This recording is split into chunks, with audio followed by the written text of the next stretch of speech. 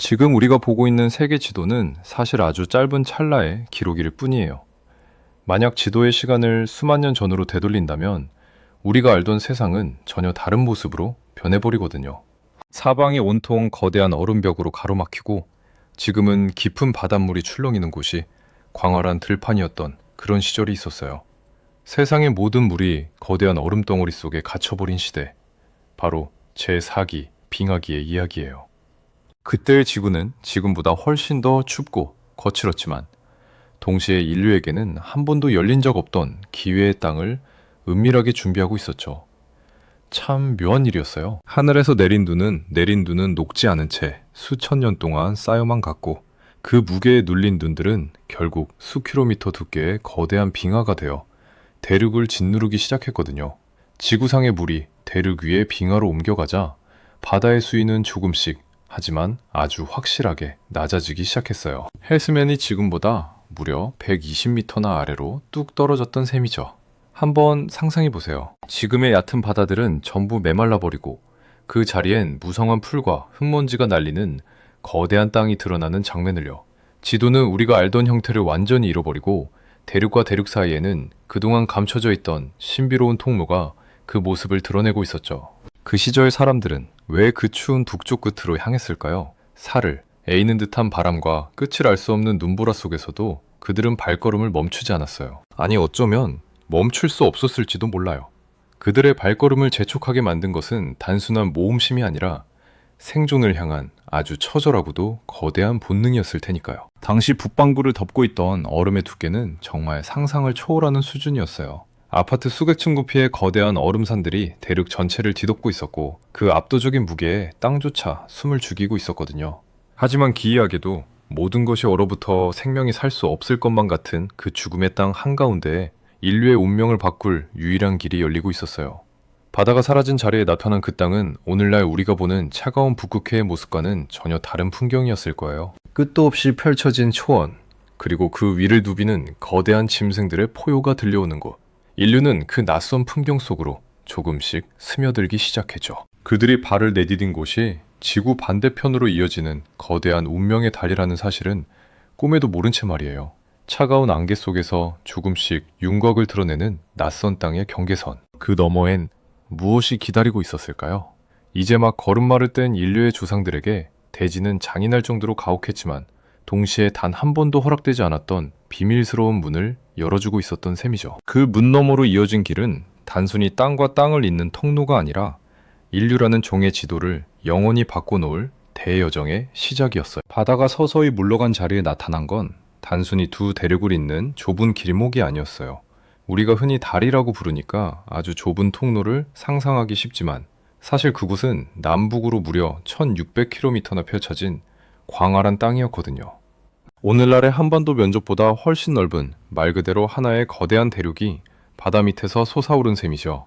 학자들은 이 신비로운 땅을 베링기아라고 부르기로 했어요. 지금은 차가운 베링의 파도가 치는 곳이지만 그 시절엔 인류의 운명을 품고 있던 약속의 땅이었을지도 몰라요. 참 희한한 일이죠. 주변이 온통 거대한 빙하로 둘러싸인 추운 시대였는데도 정작 이 베링기아만큼은 얼음에 덮이지 않았거든요. 거대한 빙하벽들이 습한 공기를 차단해버린 덕분에 비나 눈이 거의 내리지 않는 아주 독특한 환경이 만들어진 거예요. 덕분에 그곳은 하얀 눈밭이 아니라 끝도 없이 펼쳐진 누런 황금빛 초원의 모습을 하고 있었죠. 낮은 풀과 이끼가 깔린 이 광활한 들판을 사람들은 메모드 스텝이라고 부르기도 해요. 그 끝을 알 수 없는 지평선을 바라보며 걷던 사람들의 기분은 어땠을까요? 아마 자신들이 지금 살고 있는 아시아를 떠나 완전히 새로운 세계로 가고 있다는 사실조차 전혀 눈치채지 못했을 거예요. 그저 어제와 같은 땅을 걷고 익숙한 바람을 맞으며 조금씩 동쪽으로 이동했을 뿐이죠. 어느새 발 아래 흐르는 흙의 촉감과 공기의 냄새가 조금씩 변해가는 걸 느끼면서도 그저 삶의 터전을 넓혀가는 자연스러운 과정이었을 거예요. 이 이친대류 베링기아는 당시 생태계의 거대한 교차로이기도 했어요.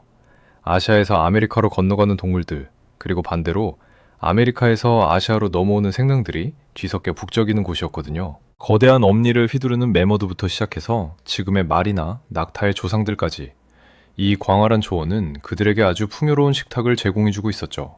인류는 바로 그 생명의 흐름을 조용히 뒤따르고 있었던 셈이에요. 하지만 베링기아는 결코 호락호락한 곳이 아니었을 거예요. 나무 한 그루 찾기 힘든 탁 트인 벌판에서 매서운 북극의 칼바람을 온몸으로 받아내야 했거든요. 몸을 숨길 곳도 땔감으로 쓸 나무도 부족한 그곳에서 인류는 오직 동물의 가죽과 뼈, 그리고 서로의 온기에 의지해 하루하루를 버텨냈을 거예요. 그런데도 그들은 왜 멈추지 않고 계속해서 동쪽으로, 더 깊은 미지의 땅으로 발걸음을 옮겼던 걸까요? 어쩌면 그들을 움직이게 한 건 단순한 허기가 아니었을지도 몰라요. 지평선 너머에서 떠오르는 태양을 바라보며 저 너머에 분명 무언가 다른 세상이 있을 거라는 아주 막연하지만 강렬한 예감이 그들의 등을 떠밀었을 수도 있거든요. 한번 발을 들이면 다시는 돌아갈 수 없는 길이라는 걸 알았더라도 그들은 과연 같은 선택을 했을까요? 차가운 안개가 자욱하게 깔린 베링기아의 어느 밤, 모닥불 주위에 모여 앉은 사람들은 바람을 타고 들려오는 낯선 짐승의 울음소리에 귀를 기울였을 거예요. 그 소리는 위험의 신호이기도 했지만 동시에 아직 아무도 밟지 않은 거대한 신세계가 코앞에 다가왔음을 알리는 초대장이기도 했죠. 인류의 발자국이 조금씩 아메리카 대륙의 입구를 향해 깊어질수록 지구의 역사 또한 거대한 변곡점을 향해 천천히 움직이고 있었어요. 그렇게 베링기아라는 거대한 무대 위에서 인류는 아주 천천히, 하지만 단 한 번의 멈춤 없이 다음 장을 준비하고 있었죠. 그런데 그들의 앞길을 가로막은 건 단순히 추위나 굶주림만이 아니었어요. 그들 앞에는 상상조차 할 수 없는 거대한 장벽이 마치 거대한 성벽처럼 하늘을 찌를 듯이 솟아올라 있었거든요. 텅 빈 벌판을 가득 채우는 건 사를, A는 바람 소리뿐이었을 것 같아요.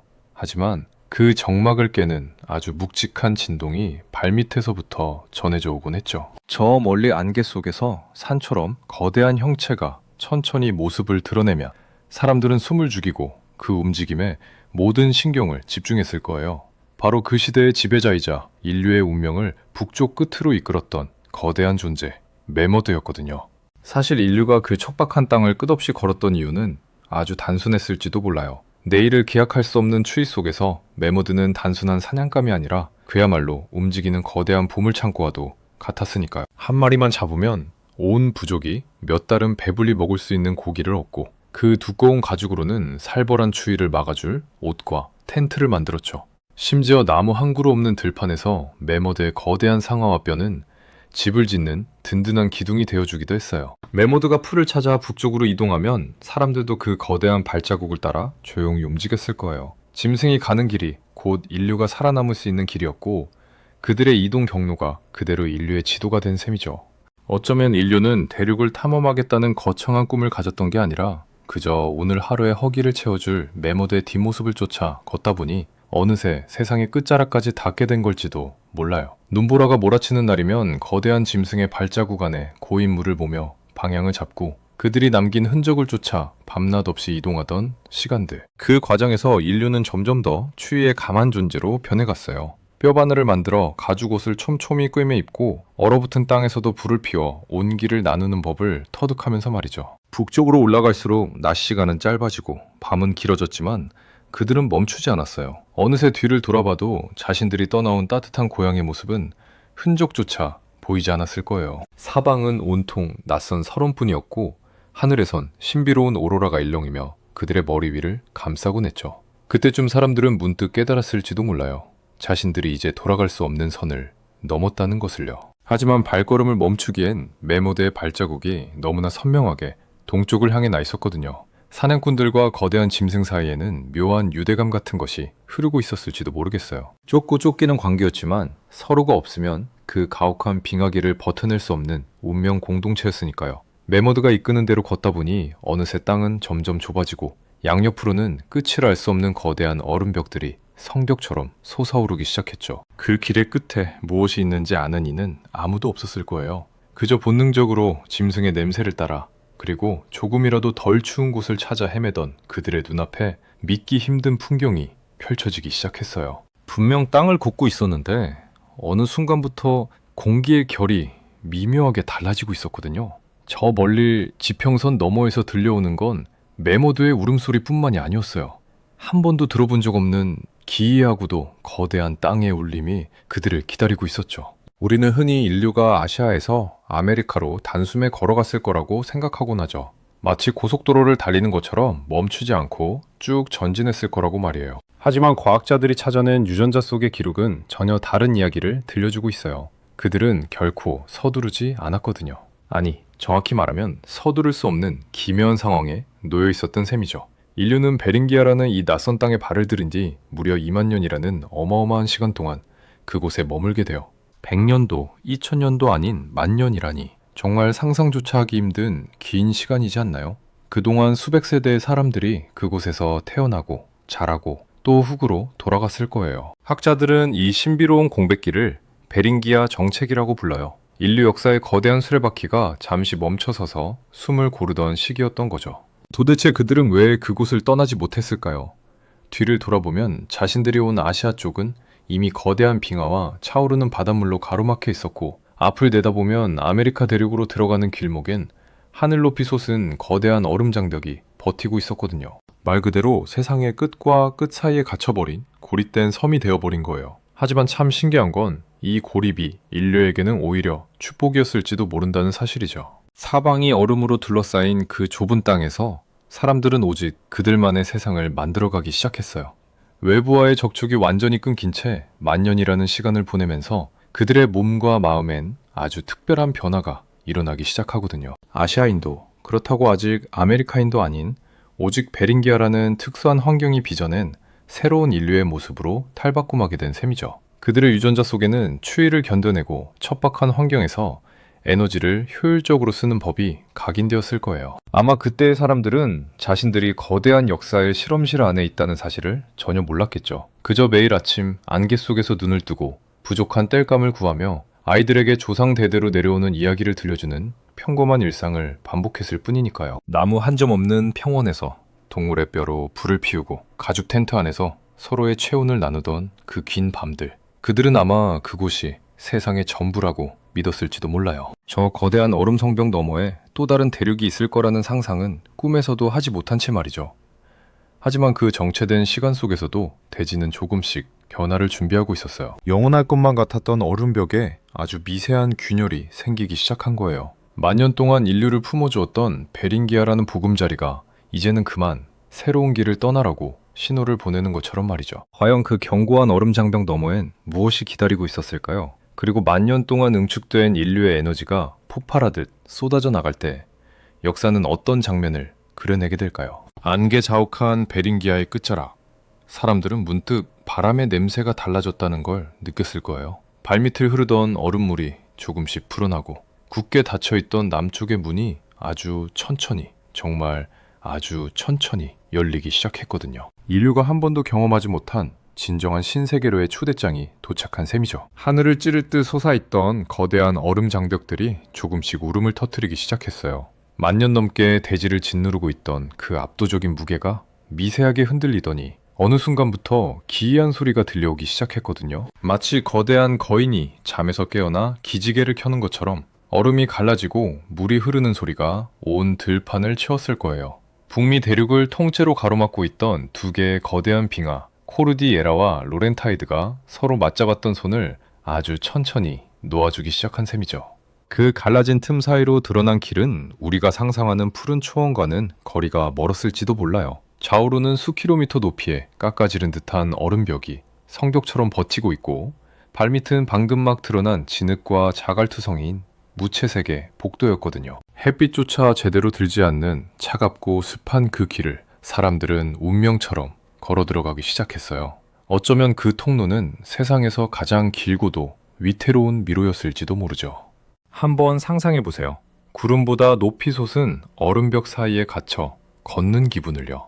위를 올려다봐도 끝이 보이지 않는 하얀 절벽뿐이고, 뒤를 돌아봐도 어디가 시작이었는지 알 수 없는 안개뿐이었을 거예요. 그 좁고 긴 통로를 지날 때 들려오는 건 오직 자신의 거친 숨소리와 얼음벽 어딘가에서 우드득하며 금이 가는 서늘한 소리뿐이었겠죠. 그 소리가 들릴 때마다 사람들은 심장이 덜컥 내려앉는 기분이었을 거예요. 언제라도 이 거대한 얼음산들이 다시 합쳐져 자신들을 삼켜버릴지도 모른다는 공포가 늘 그림자처럼 따라다녔을 테니까요. 이 무빙 통로라고 불리는 길은 사실 생명이 살아가기엔 너무나 가혹한 환경이었어요. 나무 한 그루, 풀 한 폭이 제대로 자라지 못한 그 척박한 땅에서 사람들은 오직 앞만 보고 걸어야 했거든요. 먹을 것도 마땅치 않고 쉴 곳도 마땅치 않은 그 무채색의 복도를 그들은 수세대에 걸쳐 조금씩, 아주 조금씩 통과해 나갔을 거예요. 어쩌면 누군가는 그 길 위에서 생을 마감하고 또 누군가는 그 차가운 안개 속에서 새로운 생명을 맞이했을지도 모르는 일이죠. 하지만 그 고통스러운 행진을 멈출 수 없었던 이유는 단 하나였을 거예요. 저 멀리 보이지 않는 통로의 끝에서 불어오는 미미한 바람의 냄새가 달랐거든요. 얼음 냄새만 가득하던 공기 속에 문득 섞여 들어오는 흙의 내음과 이름 모를 꽃의 향기, 그 아주 작은 변화가 사람들에게는 세상을 다 얻은 것 같은 희망이었을지도 몰라요. 장벽 너머에 분명히 자신들을 기다리는 진짜 땅이 있다는 확신을 주었을 테니까요. 기이한 일은 그뿐만이 아니었어요. 그 좁은 통로를 따라 이동하던 건 사람들만이 아니었거든요. 매머드와 들소들, 그리고 그들을 노리는 포식자들까지도 이 좁은 틈새를 통해 대륙의 심장부로 흘러 들어가고 있었죠. 인류는 그 생명의 흐름에 몸을 맡긴 채 지구 역사상 가장 거대한 문을 열고 있었던 셈이에요. 그런데 말이죠. 최근 들어 학자들 사이에서는 아주 흥미롭고도 의아한 의문이 제기되기 시작했어요. 과연 인류가 이 험난하고 차가운 얼음복도만을 유일한 통로로 이용했을까 하는 의구심이었죠. 아무리 강인한 인류라 해도 식물조차 자라지 않는 그 죽음의 통로를 수천 킬로미터나 걸어서 통과했다는 게 어딘지 부자연스럽게 느껴졌거든요. 어쩌면 우리가 알지 못하는 또 다른 길이 있었던 건 아닐까요? 얼음벽에 갇혀 고군분투하던 사람들과는 전혀 다른 풍경을 보며 남쪽으로 향했던 또 다른 선구자들이 있었을지도 모른다는 이야기가 들려오기 시작했어요. 그들이 발견한 길은 차가운 흙바닥이 아니라 일렁이는 푸른 파도 위에 숨겨져 있었거든요. 거대한 얼음 성벽 사이로 난 좁은 길을 걷던 사람들과는 전혀 다른 풍경을 마주한 이들이 있었을지도 몰라요. 그들의 앞에는 끝이 보이지 않는 하얀 얼음벽 대신 시시각각 색을 바꾸며 넘실거리는 푸른 바다가 펼쳐져 있었거든요. 아주 오랫동안 사람들은 인류가 오직 내륙의 얼음 통로만을 이용해 아메리카로 들어갔다고 믿어왔지만 최근 들어 그 통념을 뒤흔드는 아주 흥미로운 흔적들이 발견되기 시작했어요. 사람들은 이 새로운 길을 켈프 고속도로라고 부르기도 해요. 거대한 해조류인 켈프가 쑥처럼 우거진 해안선을 따라 이동했다는 뜻이죠. 한번 상상해보세요. 차가운 북태평양의 파도를 가르며 작은 가죽배를 타고 해안선을 따라 미끄러지듯 나아가는 사람들의 모습을요. 그들에게 바다는 두려운 장벽이 아니라 오히려 풍요로운 식탁이자 가장 빠른 이동 수단이었을 거예요. 이 해안 루트가 매력적이었던 이유는 너무나 분명했어요. 먹을 것이 턱없이 부족했던 내륙의 얼음 통로와는 달리 바닷가에는 널린 게 먹을거리였거든요. 바위 틈에 다닥다닥 붙어있는 조개며 켈프숲 사이를 유유히 헤엄치는 물고기, 그리고 해안가에서 휴식을 취하는 물개들까지 굳이 목숨을 걸고 매머드를 쫓지 않아도 바다는 그들에게 매일같이 신선하고 풍부한 자원을 내어주고 있었죠. 어쩌면 그들은 우리가 생각하는 것보다 훨씬 뛰어난 항해사였을지도 몰라요. 짐승의 뼈로 골조를 만들고 그 위에 가죽을 씌운 작고 견고한 배를 타고 부서지는 파도와 짙은 해물을 뚫으며 조금씩 남쪽으로 향했을 테니까요. 밤이 되면 적당한 해안가에 배를 대고 조용히 불을 피워 조개를 구워 먹으며 저 멀리 지평선을 바라보았겠죠. 내륙의 사람들이 얼음 지옥 속에서 사투를 벌일 때 이들은 파도의 리듬에 몸을 맡긴 채 비교적 수월하게 남쪽의 따뜻한 땅을 향해 나아가고 있었던 셈이죠. 그런데 여기서 한 가지 아주 묘한 의문이 생겨나요. 만약 이들이 정말로 배를 타고 해안을 따라 이동했다면 왜 그들이 남긴 흔적들은 좀처럼 발견되지 않는 걸까요? 그건 바로 빙하기가 끝나면서 찾아온 거대한 변화 때문이었을 거예요. 날씨가 따뜻해지고 빙하가 녹아내리자 해수면이 다시 솟아올랐고 그들이 걸었던 해안선과 머물렀던 야영지들은 전부 깊은 바닷속으로 잠겨버렸거든요. 인류의 가장 위대한 항해 기록이 지금은 차가운 바다 밑바닥에 고요히 가라앉아 있는 걸지도 모르는 일이죠. 어쩌면 수만 년 전에 누군가가 소중히 간직했던 석기나 아이의 장난감이 지금 이 순간에도 깊은 바다 모래알 사이에서 발견되기를 기다리고 있을지도 몰라요. 하지만 바다는 모든 것을 숨기지는 못했어요. 아주 드물게 바다 근처의 동굴이나 높은 지대에서 발견되는 아주 오래된 유물들이 이 켈프 고속도로의 존재를 속삭여주고 있거든요. 내륙의 통로가 열리기 훨씬 전부터 이미 누군가는 이 푸른 길을 타고 아메리카의 남쪽 끝까지 도달했을지도 모른다는 아주 강렬한 신호를 보내면서 말이에요. 긴 여정 끝에 마주한 대지는 그동안의 고생을 보상이라도 하듯 눈부시게 푸른 빛을 띠고 있었을 거예요. 끝을 알 수 없는 울창한 숲과 맑은 강, 그리고 그 사이를 누비는 수많은 생명들. 이곳은 이제 막 도착한 인류에게는 거대한 기회의 땅이자 동시에 한치 앞을 알 수 없는 미지의 공간이기도 했죠. 그들은 이곳에 정착하기 위해, 그리고 살아남기 위해 자신들만의 아주 특별한 표식을 이 땅에 남기기 시작했어요. 그 표식은 바로 아주 날카롭고 매끄럽게 다듬어진 창끝, 우리가 크로비스 포인트라고 부르는 독특한 석기였거든요. 이 창끝은 단순히 짐승을 잡는 도구를 넘어 인류가 아메리카라는 거대한 대륙을 어떻게 정복해 나갔는지를 보여주는 결정적인 상징이 되어주었죠. 돌의 양면을 정교하게 깎아내고 바닥부분에 홈을 파서 창대에 아주 단단히 고정할 수 있게 만든 이 기술은 당시로서는 가히 혁명적인 발명이었을지도 몰라요. 1920년대 후반 뉴멕시코주의 작은 마을 클로비스에서 이 창끝이 처음 세상의 모습을 드러냈을 때 세상은 말 그대로 묘한 정적에 휩싸였거든요.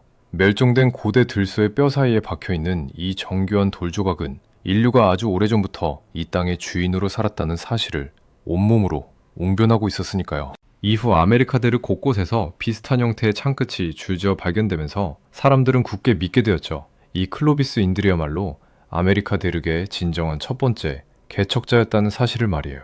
그들은 정말 놀라운 속도로 대륙을 가로질러 나갔어요. 북쪽의 차가운 평원에서부터 남쪽의 뜨거운 밀림까지 클로비스의 흔적은 마치 들불처럼 번져나갔거든요. 그들은 거대한 메모들을 사냥하고 낯선 환경에 맞춰 자신들의 삶을 조금씩 변주해 나갔죠. 어쩌면 그들에게 이 넓은 땅은 정복해야 할 대상이 아니라 무궁무진한 가능성이 숨겨진 거대한 놀이터처럼 느껴졌을지도 모르는 일이에요. 볼을 깎아 창끝을 만들 때 나던 그 경쾌한 소리, 그리고 마침내 완성된 날카로운 끝부분을 만져보며 그들은 어떤 생각을 했을까요? 자신들이 만든 이 작은 돌조각이 수만 년 뒤의 후손들에게 자신들의 존재를 알리는 유일한 편지가 될 거라는 사실을 아마 상상조차 못했겠죠. 그들은 오직 눈앞의 생존에 집중했고 그 집중력이 모여 아메리카라는 거대한 문명의 밑그림을 그리기 시작한 셈이죠. 하지만 여기서 한 가지 묘한 의문이 생겨나기 시작했어요. 이들이 정말로 최초였을까 하는 의문이었죠. 클로비스 문화가 나타나기 훨씬 전부터 누군가가 이미 이 땅에서 숨쉬며 살고 있었다는 흔적들이 하나둘씩 조용히 고개를 들기 시작했거든요. 아주 깊은 동굴 속이나 강가 바닥에서 발견된 낡은 도구들, 그리고 누군가의 손길이 닿은 듯한 아주 오래된 동물의 뼈들이 나직하게 속삭이고 있었어요. 우리가 먼저 이곳에 있었다 라고 말이죠. 클로비스인들이 대륙을 지배하기 전 그보다 더 은밀하고 오래된 발자국을 남긴 이들은 누구였을까요? 그리고 왜 그들의 존재는 긴 시간 동안 두꺼운 베일에 쌓여 있었던 걸까요? 역사는 우리가 믿고 있던 단단한 정설을 비웃기라도 하듯 자꾸만 더 깊고 먼 과거로 우리를 안내하고 있었어요. 칠레의 몬테베르데처럼 클로비스보다 훨씬 앞선 시기의 유적들이 발견될 때마다 인류의 이주 역사는 다시 써져야만 했거든요. 인류가 처음으로 이 거대한 신세계를 마주했을 때 느꼈을 그 경외심과 설렘, 그 감정들이 켜켜이 쌓여 만들어진 문명의 조각들이 이제는 하나씩 맞춰지며 거대한 그림을 그려내게 될까요? 영원히 끝나지 않을 것만 같던 혹독한 추위도 시간의 흐름 앞에서는 조금씩 기운을 잃어갔어요. 하늘에선 어느덧 따스한 기운이 내려오기 시작했고 대륙 전체를 짓누르고 있던 거대한 얼음산들이 눈물을 흐리듯 녹아내리기 시작했거든요. 하지만 그 따뜻한 변화는 인류에게 또 다른 거대한 이별의 시작이었을지도 몰라요. 빙하가 녹아내린 엄청난 양의 물이 바다로 흘러들어가면서 해수면이 무섭게 차오르기 시작했거든요. 인류의 조상들이 수만 년 동안 터전으로 삼았던 그 광활한 땅, 베링기아가 다시 차가운 바닷속으로 서서히 잠겨버린 셈이죠. 한번 상상해보세요. 어제까지만 해도 짐승을 쫓아 자유롭게 오가던 들판에 바닷물이 들어차고 어느새 파도가 치는 망망대해가 되어버리는 그 장면을요. 아시아와 아메리카에 있던 유일한 생명의 통로가 사라지면서 아메리카로 건너간 사람들은 이제 돌아갈 길 없는 고립된 세계의 주인이 되어버렸어요. 뒤를 돌아봐도 보이는 건 끝을 알 수 없는 바다뿐이고 앞을 내다보면 거대한 미지의 대륙만이 그들을 기다리고 있었죠. 그렇게 두 세계는 서로의 존재를 잊은 채 수만 년의 시간을 각기 다른 흐름 속에서 보내게 된 거예요.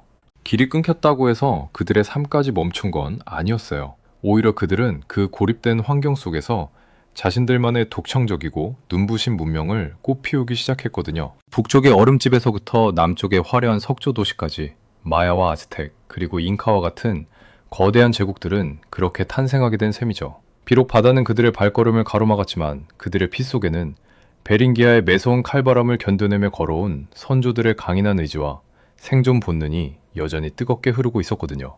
참 묘한 일이죠. 수만 년의 시간이 흘러 다시 만난 두 세계의 사람들은 서로를 보며 낯선 이방인이라 생각했지만 사실 그들은 아주 오래전 같은 모닥불 주위에 둘러앉아 온기를 나누던 형제였을지도 몰라요. 우리 몸속의 유전자라는 아주 정교한 타임캡슐 속에는 그날의 기록이 고스란히 새겨져 있었거든요. 오늘날 아메리카 원주민들의 유전적인 뿌리를 거슬러 올라가다 보면 결국 시베리아의 차가운 평원과 베링기아의 안개 자욱한 들판으로 다시 연결되는 걸 보면 말이죠.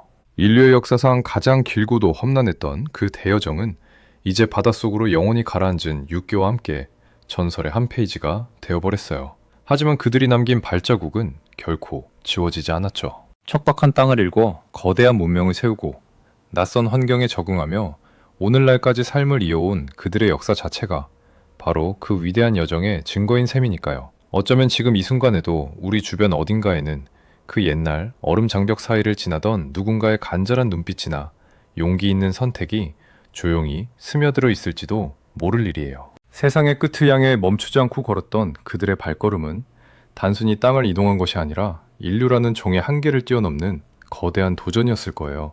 지도는 변하고 길은 사라졌지만 그들이 꿈꿨던 새로운 세계에 대한 열망만은 지금도 우리 마음 한구석을 은근히 자극하고 있을지도 모르죠. 그 머나먼 옛날, 안개에 자욱한 베링 육교를 건너던 인류의 첫 발자국. 그것은 오늘을 살아가는 우리에게도 여전히 유효한 멈추지 않는 도전의 상징으로 남아있어요. 우리가 걷고 있는 이 땅 아래에는 우리가 차마 다 읽어내지 못한 수많은 이들의 땀과 눈물이 층층이 쌓여 있을 거예요.